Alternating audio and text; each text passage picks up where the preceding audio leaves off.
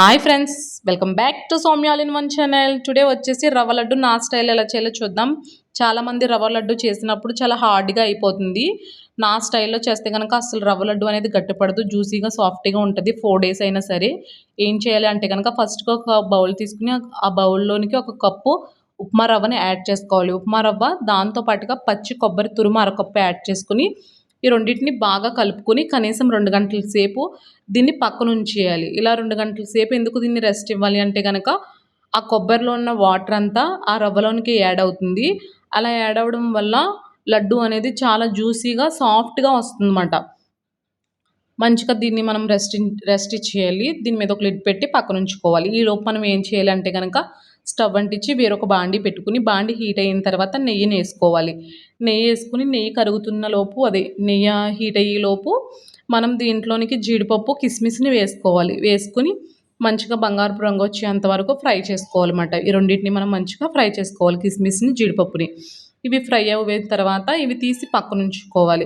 చాలా యమ్మీ ఉంటుంది. ఒక్కసారి నా స్టైల్లో చేసి మీకు ఎలా వచ్చిందో కామెంట్ చేయండి. నేను పక్కా చెప్తాను, పర్ఫెక్ట్గా వస్తుంది. నేను చెప్పిన కొలతలతో నేను చెప్తున్న టిప్తో చేస్తే కనుక ఖచ్చితంగా చాలా బాగా వస్తుంది.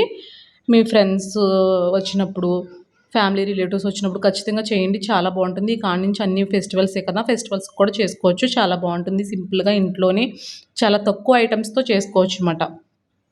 ఈలోపు జీడిపప్పు కిస్మిస్ ఫ్రై అయిపోయినాయి. ఇవి తీసి పక్కన ఉంచుకోవాలి.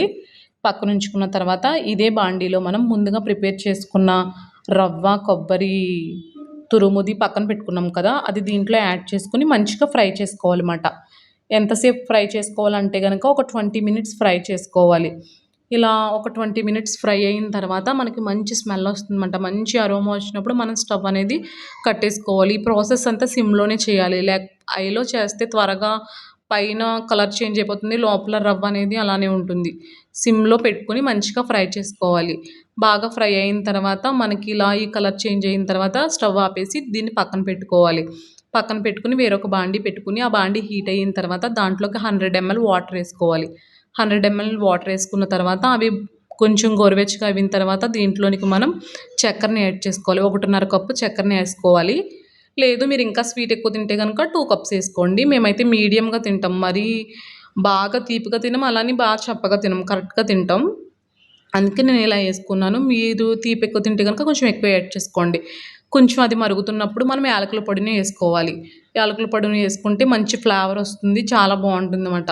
ఇది బాగా మిక్స్ చేసుకోవాలి. బాగా కలుపుకుని దీన్ని మనం పక్కన అది జస్ట్ తీగ పాకం వచ్చేంతసేపు మనం చేసుకోవాలన్నమాట. నేను ఫస్ట్ చూసినప్పుడు తేగపాకం అయితే రాలేదు. సరే కొంచెంసేపు ఇంకా 5 minutes ఉంచేటప్పటికి బాగా మరిగింది. బాగా మరిగిన తర్వాత చూస్తే కనుక తీగపాకం అనేది వచ్చింది. తీగపాకం రాగానే స్టవ్ ఆపేసుకోవాలి. స్టవ్ ఆపేసుకున్న తర్వాత మనం ముందుగా ప్రిపేర్ చేసుకున్న రవ్వ ఉంది కదా, ఆ రవ్వని బాగా ఫ్రై చేసుకున్న రవ్వని దీంట్లో యాడ్ చేసుకోవాలి. దీంట్లో యాడ్ చేసుకుని దీంతోపాటు జీడిపప్పు కిస్మిస్ని కూడా వేసుకుని బాగా ఫ్రై చేసుకోవాలి. మనం ఎంత బాగా ఫ్రై చేసుకుంటే ఈ రవ్వ లడ్డు అంత టేస్టీగా అంత పర్ఫెక్ట్గా వస్తుందన్నమాట. టేస్ట్ అంతా రవ్వ వేపే దాంట్లోనే ఉంటుంది.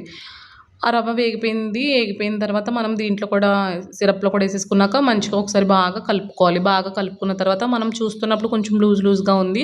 అది వేడిగా ఉండడం వల్ల అలా ఉంది. చల్లారితే ఇలా గట్టిపడుతుంది. మీకు చూపిస్తున్న విధంగా గట్టిపడిన తర్వాత దాన్ని బాగా ఒకసారి చిదుముకుని గట్టిగా అయిన దాన్ని బాగా ఒకసారి చిదుముకుని మనం లడ్డూలను చుట్టుకోవాలి. మనకి ఏ సైజులో కావాలితే ఆ సైజులో, నేను మీడియం సైజులో చుట్టుకున్నాను.